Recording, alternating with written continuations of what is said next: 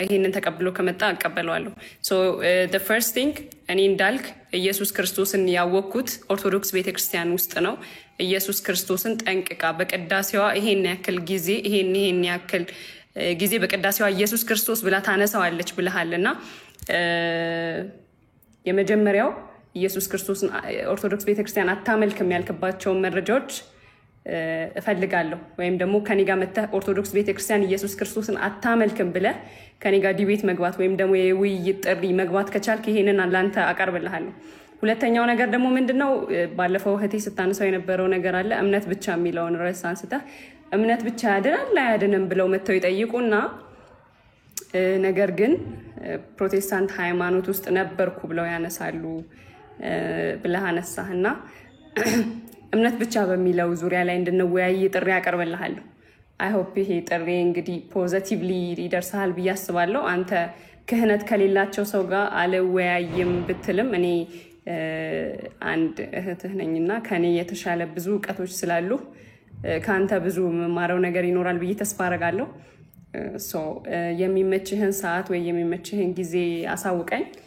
ቤቴ ላንተ ሁሌም ክፍት። እግዚአብሔር አስቀድሞ የተወሰኑ ሰዎችን መርጧል። ለእነርሱ ብቻ እንዲሞት ልጁን ልኳል።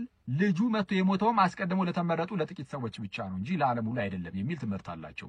ስለዚህ ኢየሱስ እርሱ የዓለም ቤዛ ነው የሚለውን ሳናሳምን እንደው ማርያም የዓለም ቤዛ ናት ምናምን የሚለው ላይ እሱ ቀጥሎ የሚመጣ ነው። ራሱ እሱን የምናሳምናችሁ ቀጥለን ነው። ሊሚትድ አቶንመንትን ውስን ቤዞትን ግን በተመለከተ ወንድማችን ያነሳው ነገር በራሱ በትክክል የተረዳው አይመስልም።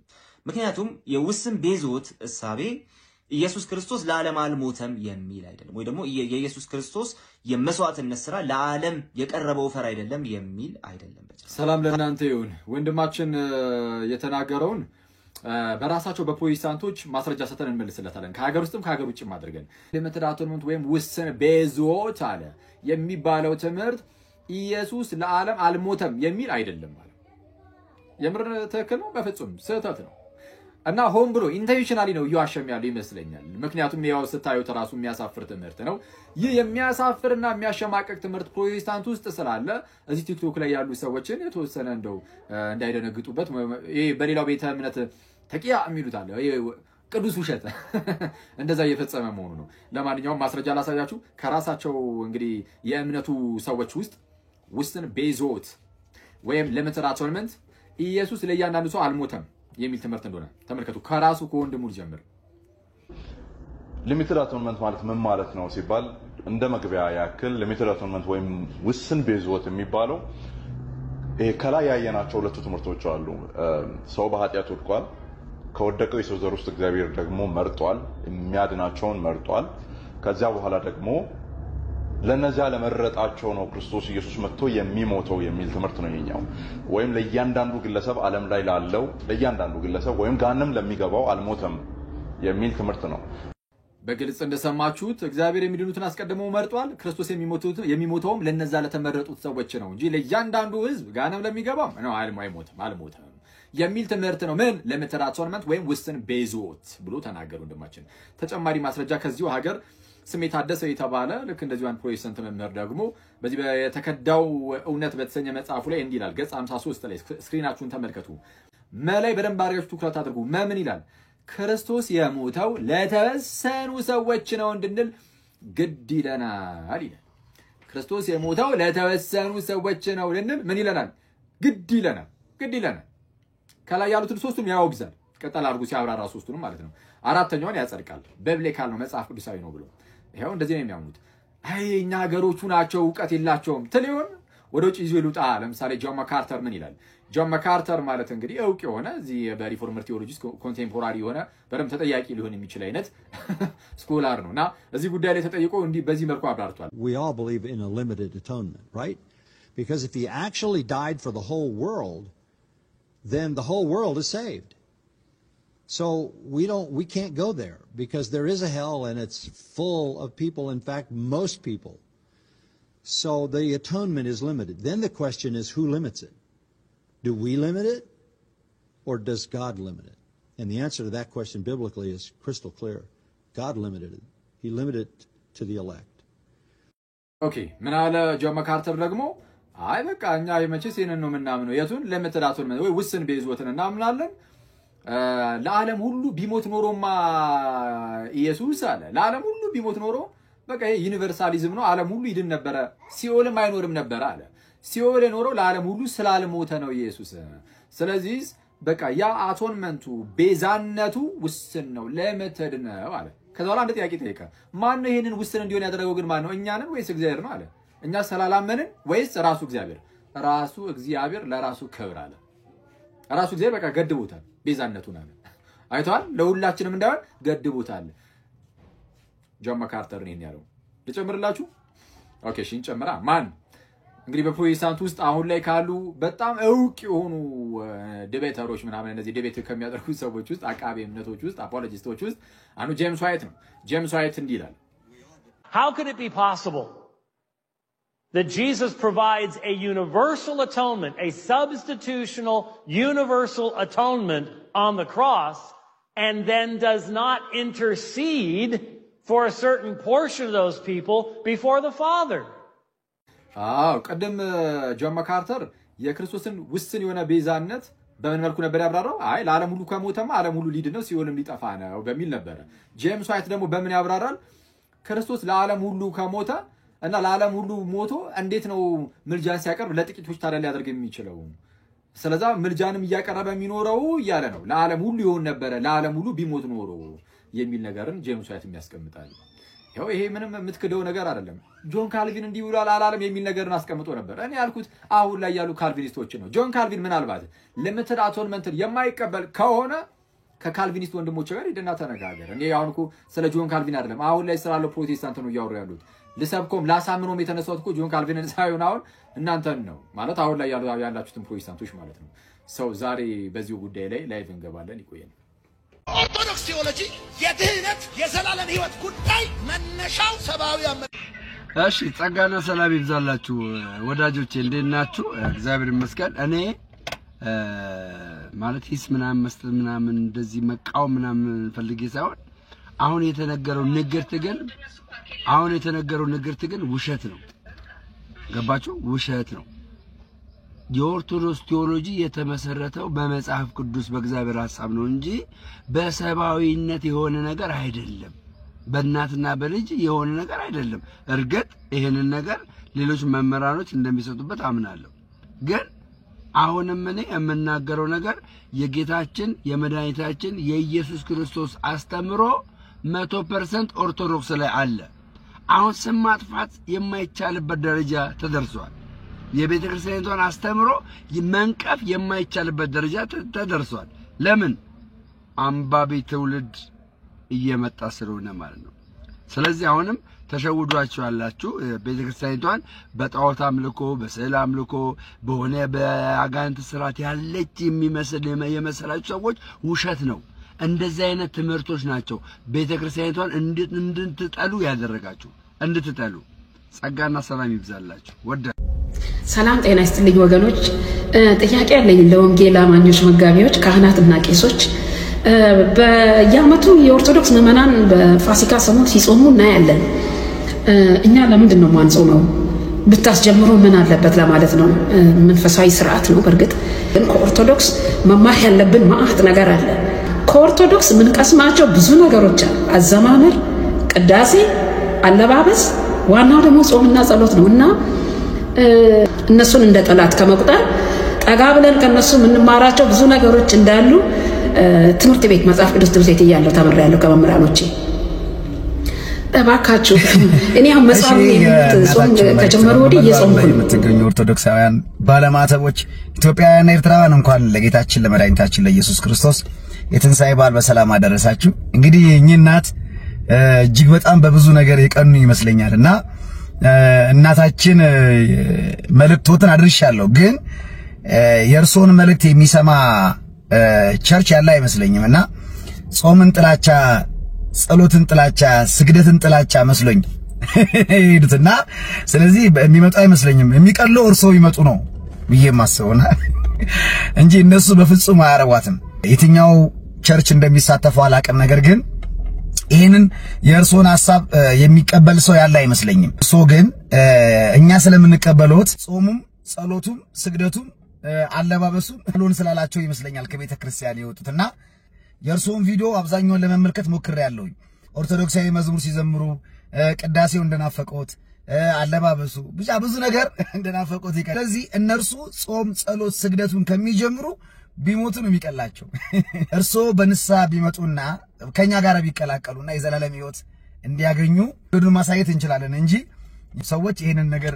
የሚቀበሉት አይመስለኝምና እንግዲህ ሰሞኑን አይታችሁ ከሆነ በጣም ብዙ ጴንጤዎች ናቸው በኢትዮጵያ ኦርቶዶክስ ቤተክርስቲያን ያምልኮ ስርዓት አለባበስ በጣም በብዙ ነገር ልባቸው እየሸፈተ ነው ስለዚህ ብትመጡ ነው የሚሻለው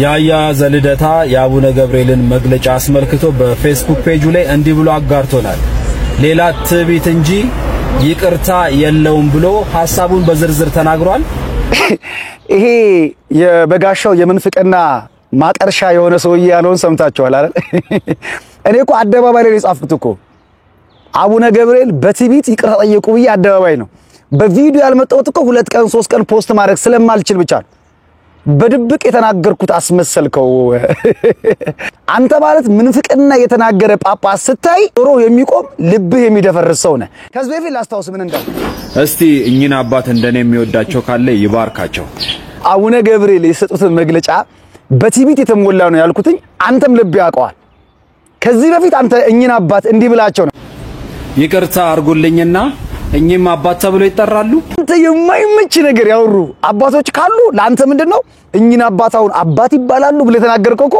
ሊቀ ጳጳሱ አንተ ያንተን ምንፍቅና ያቀረሻውን ሰው አቡነ ገብርኤል ፓትርያርክ መሆን አለባቸው የምትሉ ሰዎች ኮሜንት ላይ ጻፉልኝ ለአንተ ለክደት ትምህርት የሚመችህን አባት ታቆለባብጻለህ እንደፈለክ ታሞጋግሳለህ አባት ማለት እኚናቸው ትላለህ የቤተ ክርስቲያንን ዶግማና ሥርዓት ቀኑና ጠብቀው የሚናገሩትን ደግሞ አባቶች ትዘልፋለህ ነገሩ አንተ አባትህን ነው የምትመስለው አባትህ በክደት በምንፍቅና የወለደ ግልገል ነህና ትንሹ የመናፍቃን ግልገል ትንሽ ብትታገስ ጥሩ ይመስለኛል አሻው የሚያቀረሽብህ የክደት ምንፍቅና በስቶባል መሰለኝ ሰሞኑን ብትታጠብ ፕሮቴስታንቶች እኔ የገሊ ነኝ ብለን አንመጣም ቢሉ ራሱ ባይ ዲፎልት ግን ፕሮቴስታንቲዝም ራሱ ማለት ነው እኔ የገሊ ነኝ እንድትል ያደርጋል የሉተር ነኝ የካልቪን ነኝ የዝዊንግሊ ነኝ ወይም የቻርልስ ፓራ ነኝ እንድትል ያደርጋል ለምን መሰለ ፕሮቴስታንቲዝም ውስጥ ያሉ ዲኖሚኔሽኖች ወይም ግሩፖች ሁሉ የተመሰረቱት በሆኑ ግለሰቦች ነው በሆነ ሰው የሆነ ሰው ይመጣና ይመሰርታል የዛን ሰው የተቀዳ ነገር ይዞ ይሄዳል ሰው የተወሰነ ላሻሽለው ላሳደገው ልትል ትችላለህ ግን መሰረተ ግን የሆነ ግለሰብ ነው የሚሆነው ወደ ቤተክርስቲያን ግን ዘወር ስትል ቤተክርስቲያን ጉባኤ ከመሆኑ አንፃር ኦኬ የክርስቲያኖች የምእመናን ህብረት ከመሆኑ አንፃር ጀማሪዋም ፈጻሚዋም ጌታችንና መድኃኒታችን ኢየሱስ ክርስቶስ ነው በእርሲያናችን ውስጥ ጌታችን ኢየሱስ ሊቀ ካህናትና ሐዋርያ ነው የቤተክርስቲያናችን ራስ እርሱ ኢየሱስ ነው እርሱ ሙሽራ ነው ይህች ጉባኤዋ ደግሞ የኛ ቤተክርስቲያናችን የኢየሱስ ሙሽራ ናት ሙሽራው ሲመጣ ይህችን ሙሽራዋን ለመውሰድ ነው የሚመጣው ታዲያ ያኔ ጌታችን ኢየሱስ ሲመጣ እንዳያጣቸው በዚህ በሰው ግሩፖች ውስጥ ታጥረው ያሉትን ብንጠራቸውና እንደው የኢየሱስ ቤተሰብ ሁኑ በጌታ አካል ውስጥ ተጨመሩ እርሱም ቤተክርስቲያኒቱ ናት ብለን ብንጣራ ይህ ምኑ ነው ጨለማው ቲክቶክ ላይ ምናምን ሳውራ ሲቻርለም በኃጢአት ወድቄ ብታገኘኝ ወንድምህ ነኝ በነገራችን ላይ ይሄንን በደንብ ቼክ አድርጉት በኃጢአት ወድቄ እንኳን ብታገኘኝ ወንድምህ ነኝ ብሎ ያስተባበለበት ምክንያት ለምን እንደሆነ ታውቃላችሁ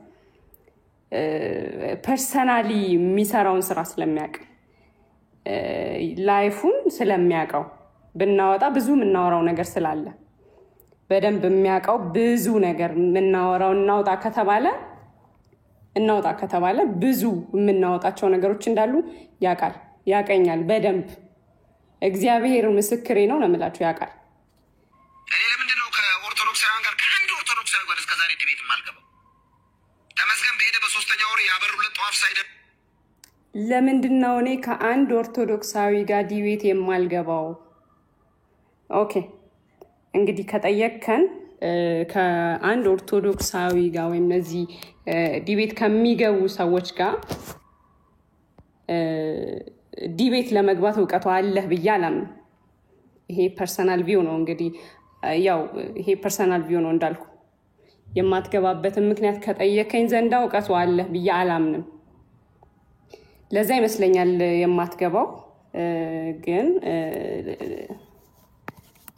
በምድር ላይ ያሉ በርካታ ሃይማኖቶች ሁሉም ማለት በሚቻል ሁኔታ የሚመሩበት ሃይማኖታዊ ታላቅ መጽሐፍ አላቸው። ታዲያ ከነዛ ሁሉ መጽሐፍት መካከል እውነተኛና ከፈጣሪ የተሰጠው የፈጣሪ ቃል ብቸኛው መጽሐፍ ቅዱስ ብቻ እንደሆነ የኛ የክርስቲያኖች መጽሐፍ ብቻ እንደሆነ በምን መልኩ ማስረዳትና ማስረጃ ማቅረብ ይቻላል? ዛሬ የምናየው እንግዲህ ይህንን ነው። የእውነተኛው ፈጣሪ የእግዚአብሔር ቃል መጽሐፍ ቅዱስ ብቻ እንደሆነ ከምናሳይበት ሁለት መንገዶች መካከል አንደኛው የውስጥ ማስረጃዎች ነው፣ ሁለተኛው ደግሞ የውጭ ማስረጃዎች ነው። የውስጥ ማስረጃዎች ማለትም መጽሐፍ ቅዱስ ላይ ያሉ እውነቶች ማለት ነው። ከነዛ መካከል አንዱ የትንቢት እውነተኝነት ነው። እንግዲህ መጽሐፍ ቅዱስ እንደምታውቁት በ1600 ዘመናት ልዩነት ውስጥ የተጻፈ መጽሐፍ ነው። ከዘፍጥረት ጀምሮ እስከ ዮሐንስ ራእይ ድረስ ያለውን ዘመን ስንቆጥረው 1600 ዘመናትን የሚያስቆጥር መጽሐፍ ነው። እንደዚህ አይነት መጽሐፍ በነገራችን ላይ ሌላ ሃይማኖት ፈጽሞ የለውም። ይሄ የኛ ሃይማኖት ብቻ ያለው መጽሐፍ ነው። በዚህ መጽሐፍ ውስጥ ታዲያ እጅግ ከብዙ ዘመናት በፊት አስቀድሞ የተነገሩ ትንቢቶች ከብዙ ዘመናት በኋላ ሲፈጸሙ ቀጥታ በመጽሐፍ ቅዱስ የተገለጡ እንዲሁም በታሪክ የተረጋገጡ በርካታ እውነቶች አሉ መጽሐፍ ቅዱስ ውስጥ ማለት ነው። ትንቢት ማለት ከሰው ልጅ ከመገመትም አቅም በላይ የሆኑ ነገሮችን ማወቅና ዲቴል እያንዳንዱ ነገር አብራርቶ መጽሐፍ ነው። ከግምት የሚለየው ትልቁ ነገርም ይሄ ነው። ግምት የሆነ ነገር እንደዚህ ሊፈጠር ይችላል ሊላችሁ ይችላል። ዲቴል እያንዳንዱ የት እንደሚፈጸም በማን እንደሚፈጸም በመልኩ እንደሚፈጸም ግን ዲቴል ሊናገር አይችልም። መጽሐፍ ቅዱስ ግን እያንዳንዷን ነገር ስለ ብዙ ጉዳዮች፣ ስለ ታሪክ፣ ስለ ነገስታት፣ ስለ ሀገሮች መውደቅ፣ ስለ ጌታችን ኢየሱስ ክርስቶስ እያንዳንዱ ሁኔታዎች ከብዙ ዘመናት አስቀድሞ በመጽሐፍ ቅዱስ ላይ ትንቢት ተነግሯል። የተናገረውን ትንቢት ደግሞ ቀጥታ አንዳች ሳይፋለስና ሳይቀነስ ራሱ ሙሉ ለሙሉ ተፈጽሟል። ስለዚህ ይህ አንዱ የመጽሐፍ ቅዱስ እውነተኝነት ማረጋገጫ ነው። ሁለተኛው ደግሞ የመጽሐፉ ወጥነት ነው። እንዳልኳችሁ የመጽሐፍ ቅዱስ የተጻፈው በ1600 ዘመናት ልዩነት መካከል ነው። ሰው በዚህ 1600 ዘመናት መካከል ከ40 በላይ የሆኑ ሰዎች ነው የጻፉት። እንዲሁም ደግሞ በተለያየ የእውቀት ደረጃ ላይና በተለያየ የሥራ ዘርፍ ላይ ያሉ ሰዎች የጻፉት ነው። ከነዚህ ጸሐፊያን መካከል እውቀት ያላቸው ጠቢባን የሚባሉት ራሱ በጣት የሚቆጠሩ ናቸው። አብዛኞቹ እረኞችና አሳ አጥማጆች የነበሩ ናቸው።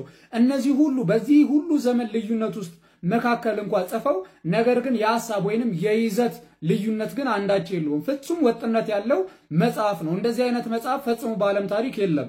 በዚህ ዘመን አንድ አይነት የእውቀት ደረጃ ላይ ያሉ ሰዎች በአንድ ርዕሰ ጉዳይ ላይ ብቻ እንኳን ቢጽፉ የተለያየ አይነት ሐሳብ ነው የሚያቀርቡት። መጽሐፍ ቅዱስ ግን እጅግ በጣም በርካታ ሐሳቦችን የያዘ ቢሆንም እጅግ በጣም የተለያየ አይነት የእውቀት ደረጃ ያላቸው ሰዎች የጻፉት ቢሆንም እጅግ በጣም በርካታ ከ40 በላይ ሰዎች የጻፉት ቢሆንም ነገር ግን ፍጹም ወጥነት ያለውና የአንዱ ሐሳብ ከሌላው ጋር የማይጋጭ ነው። በይዘት ደረጃ መጽሐፍ ቅዱስ ውስጥ የሚጋጭ አንዳችም ነገር ፈጽሞ አለመኖሩ ይህን የመጽሐፍ ቅዱስ እውነተኝነት ማረጋገጫ ይሆናል። ሌላኛው ነገር ደግሞ የውጭ ማስረጃ ነው። የውጭ ማስረጃ ማለት ሰዎች መጽሐፍ ቅዱስን ባይቀበሉት ወይም መጽሐፍ ቅዱስ ውስጥ የተጻፉትን ነገር ባይቀበሉ ከመጽሐፍ ውጪ ባሉ ማስረጃዎች መጽሐፍ ቅዱስ ውስጥ ያለው እውነት እንደሆነ በመልኩ የሚያረጋግጡበት መንገድ ማለት ነው። የመጀመሪያው የከርሰ ምድር ወይንም የአርኪኦሎጂስቶች ማረጋገጫ ነው። አርኪኦሎጂስቶች በመጽሐፍ ቅዱስ ላይ ያሉትን ብዙ ታሪኮች እውነተኝነት አረጋግጠዋል። ያውም ደግሞ ሐሰተኝነቱን ለማረጋገጥ በሞከሩ ቁጥር ነው እውነተኝነቱን ያረጋገጡት ማለት ነው። በመጽሐፍ ቅዱስ ላይ የተገለጡት አብዛኛዎቹ ነገሮች በአርኪኦሎጂስቶች ተረጋግጠዋል። በእርግጠኛ መጽሐፍ ቅዱስ ላይ ያሉትን እውነቶች የተቀበልነው አርኪኦሎጂስቶች ስላረጋገጡት አይደለም። ነገር ግን ያንን አርኪኦሎጂስቶች አረጋግጠውታል። ሙሴና ሕዝበ እስራኤል ኤርትራ ባህር እንደተሻገሩ የኤርትራ ባህር አርኪኦሎጂስቶች ጥናት አድርገው በርካታ ነገሮችን አግኝተዋል። አስቀድሞ በብሉይ ኪዳን የተነገሩ በእሳት የጠፋችውን ምድር አርኪኦሎጂስቶች አግኝተዋታል። ኢያሪኮ የፈራረሰውን ግንብ አግኝተውታል። እግዚአብሔር አምላክ ኑ እንውረድ ቋንቋቸውን እንደበላልቀ ብለው ያፈራረሰው የባቢሎን ግንብ ተገኝቷል። እጅግ በጣም በርካታ በመጽሐፍ ቅዱስ ላይ የተነገሩ ታሪኮችና ኩነቶች በአርኪኦሎጂስቶች ጥናት ተረጋግጠዋል። ስለዚህ ይህ በራሱ የመጽሐፍ ቅዱስን በመጽሐፍ ቅዱስ ላይ የተገለጡትን ነገሮች እውነተኝነት ያረጋግጣል ማለት ነው። ሌላኛው ደግሞ የታሪክ ምስክርነት ነው። ማለትም በመጽሐፍ ቅዱስ ላይ ያሉ የተጠቀሱ ግለሰቦች የምርም በዛ ዘመን እንደነበሩ በተለያየ መልኩ ከመጽሐፍ ቅዱስ ውጪ በሆኑ ማስረጃዎች ማረጋገጥ መቻሉ ነው። ንጉስ ዳዊት እንደነበረ፣ ንጉስ ሰለሞን እንደነበረ፣ ነብዩ ሙሴ እንደነበረ፣ በጣም በርካታ ብሉይ ኪዳን የነበሩ ሰዎች ሁሉ እንደነበሩ በርካታ ማስረጃዎች አሉ ከመጽሐፍ ቅዱስ ውጪ የሆኑ ማለት ነው። ጌታ ኢየሱስ ክርስቶስ በዚህ ምድር ላይ እንደነበረ 12 ሐዋርያት እንደነበሩት 12ቱም ሐዋርያት ስለ ኢየሱስ ክርስቶስ ሞትና ትንሣኤ እየሰበኩ በብዙ መከራ ውስጥ አልፈው እንደሞቱ ከክርስቲያናዊ ማስረጃ ውጪ የሆኑ ማስረጃዎች የታሪክ ማስረጃዎች ራሱ በርካታ አሉ። ስለዚህ ይህም የመጽሐፍ ቅዱስን እውነተኝነት ያረጋግጣል ማለት ነው። ሌላኛው ደግሞ የሳይንስ ማረጋገጫ ነው። ሳይንስ እንግዲህ በቅርብ ዓመታት የመጣ የሰው ልጅ ስልጣኔ ነው። እያንዳንዱ ነገሮች የፈተሸ እውነተኝነቱን የሚያረጋግጥ ነገር ነው። አሁን እኛ ሳይንስን በመጽሐፍ ቅዱስ ውስጥ ለተገለጡት ነገሮች እውነተኝነት እንደ ማስረጃ ስናቀርብ ስለተራ ነገሮች አይደለም የምናወራው። አንዳንድ ሰዎች አስቀድሞ በሰዎች ልማድ ውስጥ የሚታወቁ መድኃኒቶችን እውነተኛ መድኃኒትነታቸውን ሰዎች ማረጋገጣቸውን ወይም ሳይንስ ማረጋገጡን እንደ ማስረጃ ያቀርባሉ። ክርስትና ግን የሚያቀርበው እንደዛ አይነቱን አይደለም። በፍጹም በየትኛውም ሰው ከትክክለኛ አምላክ ውጪ ያለ ሰው ሊያውቀው የማይችላቸው በመጽሐፍ ቅዱስ የተገለጡ ነገሮችን ሳይንስ ግን አረጋግጧል። ለምሳሌ የመሬትን ክብነት ከሳይንስ አስቀድሞ መጽሐፍ ቅዱስ ተናግሯል። ለምሳሌ ፍጥረት ጅማሬ እንዳለው ከሳይንስ በፊት መጽሐፍ ቅዱስ ነግሮናል። እንዲሁም ደግሞ ፍጥረት ፍጻሜ እንዳለው ማለቂያ እንዳለው ከሳይንስ በፊት መጽሐፍ ቅዱስ ነግሮናል። ይህንን ሁሉ ግን ሳይንሱ አረጋግጦልናል። እንዲሁም ደግሞ ስለ ግዝረትም መጽሐፍ ቅዱስ ያውም ደግሞ በስምንተኛው ቀን ሰዎች ሊገዘሩ እንደሚገባ መጽሐፍ ቅዱስ በብሉይ ኪዳን ከብዙ ሺህ ዘመናት በፊት ከ1500 ዘመናት በፊት ተናግሯል። ያንን የተናገረው ነገር ሳይንስ ዛሬ ላይ አረጋግጧል።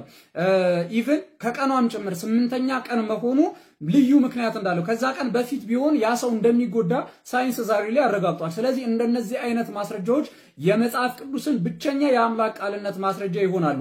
እንደዚህ አይነት ማስረጃ ያለው ሌላ ሃይማኖት በፍጹም የለም። የትኛውም ሃይማኖት በዚህን ያህል በብዙ ሺህ ዘመናት ውስጥ ተጽፎ ያውም በብዙ ሰዎች ማለት ተጽፎ ትንቢቶች የተረጋገጡበት እንዲሁም ደግሞ የይዘት ወጥነት ያለው እንዲሁም ደግሞ ከውጭም ከውስጥም ማስረጃ ያለው ሌላ የሃይማኖት መጽሐፍ የለም። ትልቁ የመጨረሻው ማስረጃ ደግሞ የጌታ የኢየሱስ ክርስቶስ ትንሣኤ ነው። እርሱን ደግሞ በሌላ ቪዲዮ ሰራላችኋለሁ። ሰላም ክርስቶስ ይብዛላችሁ። አንዳንድ ሰዎች አላችሁ ወይ አቃታለሁ እኮ እሷንማ አቃታለሁ የምትሉ ሰዎች አታቁኝም። እናንተ የምታቁት የበፊት ይሄ የዋህ ጅላጅል ሰው በሚለው የሚነደው ማንነቴ ሞተኮ ዛሬ ጠዋት መተው አርድተውኝ ገናውን ከቀበር መመለሴ ነው። የበፊት አባረኗል አላሉም። እኔ እኮ ቆይቻለሁ እኮ 6 ወር አልፎኛል እኮ ኦርቶዶክስን ከተቀበልኳት 6 ወር ሆኖኛል። ትላንትና ኢየሱስ ደምህን ይዘገብተህ ለመንክ ይሰጣቸው ብለህ ለመንክ አብም ደምህን ተቀብሎ አዎ በዚህ ምክንያት ለዘላለም አብሯቸው ይኖራል ብሎ አፈሰሰ። ኢየሱስ ደምህን ይዘገብተህ ለመንክ ይሰጣቸው ብለህ አብን ለመንክ ያለ ነው። ይሄ ሰውዬ ነብይ ጥላውን የሚባለው ሰው በእነሱ አጠራር ማለት ነው። እንደዚህ አይነት የክህደት ትምህርት ይዞ ምን አይነት ነብይ እንደሆነ አላውቅም። መቼ ሐሰተኛ ነብይ ካልሆነ በስተቀር ጌታ ኢየሱስ ክርስቶስ ያማልዳል ስንል ይለምናል ማለታችን አይደለም ነበር እስከዛሬ የምትሩን ፕሮቴስታንቶች። ያማልዳል ስንል ይለምናል ይያልን ሳይሆን ያስታርቃል ደሙ ይታይልናል ይያልን ነው ነበር የምትሩን እስከዛሬ ድረስ። ይሄ ግለሰብ ደግሞ ደምህን ይዘገብተ ለመንክ አብን ለመንከው አብን ይለምናል ብለን አናምንም ትሉን ነበር። ይሄው የናንተው የራሳችሁ ሰው አብን ለመንክ ብሎ ሲናገር እንሰማዋለን። ስለዚህ ከዚህ በላይ ክደት ከዚህ በላይ ውሸት ከየት እንደምታመጡ አናውቅም። እንግዲህ እኛ ለዛ ነው ጌታ ኢየሱስ ክርስቶስን መጽሐፍ ቅዱስ ላይ ሮሜ 8:34 ላይ በእግዚአብሔር ቀኝ ያለው ስለኛም የሚማልድ የሚለውን ጥቅስ በቀጥታ ወስደን ለክርስቶስ ማንሰጠው ቃሉ ትርጉሙ ልመና ስለሆነ ጌታ ደግሞ የሚለምን አምላክ አይደለም። ሁሉን በስልጣኑ ቃል እየደገፈ በደልና ኃጢአታችንን በራሱ ያነጻ አምላክ ነው። ልክ ዕብራውያን ምዕራፍ 1 ከቁጥር 3 ላይ እንዳለው ኢየሱስ ክርስቶስ እኛ አስታራቂ ነው እንጂ ለማኝ ነው አብን የሚለምን ነው አንልም። አስታራቂነቱም ደግሞ በደሙ የሆነ በመስቀሉ ስራ የተደረገ እርቅ ነው። በደልና ኃጢአታችንን በራሱ ያነጻው ደግሞ ደሙን አፍስሶ ነው። ስለዚህ ጌታ ኢየሱስ ክርስቶስ አሁን ላይ ደሙን ይዞ ገብቶ አብ ፊት የሚያቀርበው ምንም አይነት ልመና የለም ይሄ ሰውዬ እንደተናገረው። ስለዚህ እኛ ሁልጊዜም ተቃውሟችን ከናንተ ጋር ኢየሱስ ክርስቶስን ለማኝ ስለምታረጉት ይማልዳል እያላችሁ ስትናገሩ ይለምናል እያላችሁ እንደሆነ ዛሬም ደሙን ይዞ ገብቶ አብን ይለምናል እያላችሁ እንደሆነ በዚህ ቪዲዮ መሰረት ተረድተናል። ይሄ ደግሞ እጅግ በጣም ስህተት የሆነ ትምህርት ነው። ክርስቲያኖች ይህንን ነገር ለብዙ ሰው ሼር እንድታረጉት እንጠይቃለን። ሰቆቃወ ኤርምያስ ምዕራፍ 2 ቁጥር 17 ተስፋ ያደረግናት ቀን ይህች ናት አግኝተናታል አይተንማታል ይላሉ። እግዚአብሔር ያሰበውን አደረገ። ስለማይነገር ስጦታው ለእግዚአብሔር ክብር ምስጋና ይድረሰው። እግዚአብሔር ለቤተ ክርስቲያናችን ድንቅ ድንቅ ድንቅ ነገር የሚያደርግባት ሰዓት ላይ ደርሰናል። የኒቃያ ጉባኤ መሰባሰብ ጀምረዋል። ቅዱስ ፓትርያርኩ መጻሕፍቶቻችን እንዲመረመሩ መግለጫ ሰልተዋል። የሊቃውንቱ ነገር ደስ በሚያሰኝ ሁኔታ ተጀምሯል። ስለዚህ በዚህ በቲክቶክ ላይ ያላችሁ ሁላችሁ እግዚአብሔር ከዚህ የተሻለ ጊዜ አይሰጠንምና እባካችሁ ርዕስ ሌላ ነገር አይኖረን። ሁሉ ነገራችን የምናወራው የምንነጋገረው የምናወሳው ስለዚህ እንዲሆን በእግዚአብሔር ስም ጠይቃለሁ። በዚህ አጋጣሚ ሊቃውንተ ቤተ ክርስቲያን እናንተ ምንም ነገር አይጎልባችሁም፣ ወቀት አያንስባችሁም፣ ሊቅነት አያንስባችሁም። ነገር ግን ጥርት ያለ ዘመኑን የዋጀ ስራ ለመስራት የኢኦቲሲ ጋዜጠኞች እባካችሁ አስተያየት ብትቀበሉ ብትሰበስቡ፣ ሊቃውንት ደግሞ በዚህ አጋጣሚ ለቤተ ክርስቲያን በጽኑ በመጽሐፍም በተለያየ ነገር ሲደክሙ የነበሩ ሰዎችን በዚህ ስብሰባ ላይ ብታካትቱ፣ የቅድስት ሥላሴ መንፈሳዊ ኮሌጅ ተማሪዎችን፣ የቅዱስ ጳውሎስ ተማሪዎችን፣ የከሳቴ ብርሃን ተማሪዎችን፣ የካህናት ማሰልጠኛ ተማሪዎችን፣ የሰንበት ተማሪዎችን እዚህ ውስጥ ሁሉ ብታካትቱ፣ እንደገና ደግሞ በያውደ ምሕረቱ ምላሽ ሲሰጡ የነበሩ እንደነ ያረጋል አበጋዝ እንደነ መምህር ብርሃኑ አድማስ እንደነ በአማን ነጸረ የምትችሉትን ሁሉ ለዚህ ስራ የተቃና ይሆናል ብላችሁ የምትሏቸውን በሙሉ አስገብታችሁ በቤተ ክርስቲያናችን አንዴና ለመጨረሻ ጊዜ ጥርት ያለ ስራ እንድትሰሩ አምላከ ቅዱሳን ከእናንተ ጋር ይሁን። አባቶቻችንም ክብር ያድልልን። ስለዚህ ቤተ ክርስቲያናችን በተኩላ የተበሉትን መንጎች የምታስጥልበት ዘመን ላይ ደርሰናል። በየአዳራሹ የማንም መጫወቻ የሆኑትን ጌታ በሌለበት ጌታ አለ ተብሎ ግራ የሚጋባ ጌታ ወዳለበት ቤተ ክርስቲያን እንዲመጡ ጥሪዋን የምታስተላልፍበት ቀና አድርጋ የምትናገርበት ሰዓት ላይ ደርሰናልና ሁላችሁም የዚህ ሰሞን ይሄት ጉባኤ ተጀምሮ እስኪፈጸም ርዕሳችንም አጀንዳችንም ይሄን እንዲሆን በእግዚአብሔር ስም ጠይቃለሁ። ሊቃውንተ ቤተ ክርስቲያን እግዚአብሔር መንፈስ ቅዱስ ጅማሬያችሁን ለፍጻሜ ያብቃ። በዚህ አጋጣሚ ደግሞ ትንሣኤ ዘጉባኤ ወይም ቅዱስ ሲኖዶስ ከዚህ በኋላ መጻሕፍቶቻችን ተመርምረው ታርመው በሊቃውንት ካለፉ በኋላ ማንም እንዳያሳትማቸው ሕግ እንድታወጡ በእግዚአብሔር ስም አደራ እንላለን። ትንሣኤ ዘጉባኤ ከአቅም በላይ ከሆነበት እንኳን ቅዱስ ሲኖዶሱ ያልፈቀደለት ማተሚያ ቤት የቤተ ክርስቲያናችንን ነገር እንዳያሳትም በሕግ እንድደነግጉልን በዚህ አጋጣሚ አደራ እንላለን። ስለማይነገር ስጦታው እግዚአብሔር ይመስገን። ይቆየን። መጽሐፍ ቅዱስን የሚፈልግ የትኛውም ኦርቶዶክሳዊ ይሄንን ቪዲዮ እንዳያሳልፈው። እንግዲህ እንደምትመለከቱት አሁን በታላቅ አቅም በቁጥርም በርከት ያለ መጽሐፍ ቅዱስን ገዝተን ወደ እናንተ ለመምጣት ዝግጅታችንን ጨርሰናል። ከቀዳሚ ከሰዓት ጀምሮ አዲስ አበባ የትኛውም ዙሪያ ላይ የመጣን መጽሐፍ ቅዱስን ለኦርቶዶክሳውያን ወንድሞች እናድላለን። ነገር ግን አሁንም እድል ሰጣችኋል። እዚህ ሰፈርና ብላችሁ በተደጋጋሚ የተጻፈበት ሰፈር መተን መጽሐፉን የምናድል ይሆናል። ለአቅመ ደካሞች፣ ለወላድ፣ ለነፍሰ ጡሮች፣ ታሞ ለተኙት ደግሞ ባሉበት ሄደን መጽሐፍ ቅዱስን የምናድል ይሆናል። ይህን አገልግሎት የምትደግፉ ሁላችሁም ቪዲዮን ኮፒ ሊንክ ሼር እንድታደርጉት ጠይቃለሁ። ሰላም። በቃ አትመጣም ማርያም ቤዛ አይደለችም ያለም። በቃ አትመጣም ማርያም ቤዛ አይደለችም ያለም። በፕሮቴስታንቱ ዘንድ እውቅ ዘማሪ ነው። ቲክቶክ ላይ ባለው ጊዜ ደግሞ እኔ ብዙ አሉባልታዎች በማቀነባበር ከእህቶች ተርታ ማን ነው ከአሉባልተኞች ተርታ የተመደበበትን ጊዜ ነው ማቅለት።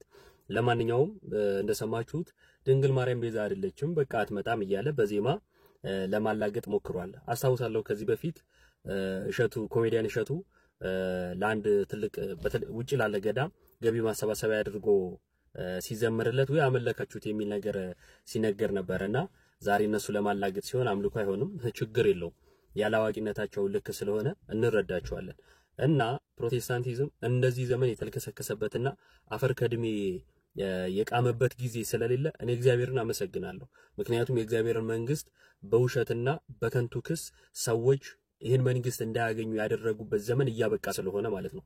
እና የፕሮቴስታንቲዝም መጥፊያው በጣም መቃረቡ ግልጽ ማሳያ ነው። እና አንድ ሐሳብ ልንገራችሁ። ድንግል ማርያም ቤዛ ናት ተብሎ ሲነገር የኢየሱስን ቤዛነት አይሸፍንም። ልክ የሙሴ ቤዛነት እንዳልሸፈነው የኃጥእ ቤዛነት እንዳልሸፈነው ምሳሌ ላይ እንደተጠቀሰው እንዳልሸፈነው ሁሉ የድንግል ማርያም ቤዛነት የኢየሱስን ቤዛነት አይሸፍነውም ስንል ይሸፍነዋል ብለው ስግጥ ያሉት ለምን ይመስላችኋል? ርዕስ የላቸው። መጽሐፍ ቅዱስ ገልጠው ስለ ኢየሱስ መነጋገር አይችሉም። ምክንያቱም በዛው በፕሮቴስታንቱ ዘንድ እንኳን የኢየሱስን ቤዛነት ለዓለም ነው ብሎ ማመን የሚከብዳቸው ወይንም ደግሞ ብለው የማያምኑ እንዳሉ ግልጽ ነው። ለምሳሌ ኢየሱስ የዓለም ቤዛ ነው ወይ ብላችሁ አማንሻለው ምን ጠይቁት። ውስን ቤዝወትን ታምናለህ ወይስ አታምንም ብላችሁ ጠይቁታላችሁ። መደምደሚያ ይሆናል። አላምንም ካለ ያኔ ከፓስተሩ መጽሐፍ አለማመኑንና ማመኑን በማስረጃ እናሳያችኋለን። ለማንኛውም ሰላም ክርስቶስ ይብዛ። ወደ ኦርቶዶክስ ተመልሻለሁ። ወደ ቀጥተኛዋ ኦርቶዶክስ ተመልሻለሁ። ማለትም አማላጄ ኢየሱስ ክርስቶስ ብቻ ነው ብዬ የማምን ኦርቶዶክስ ነኝ። ምን አልሽ?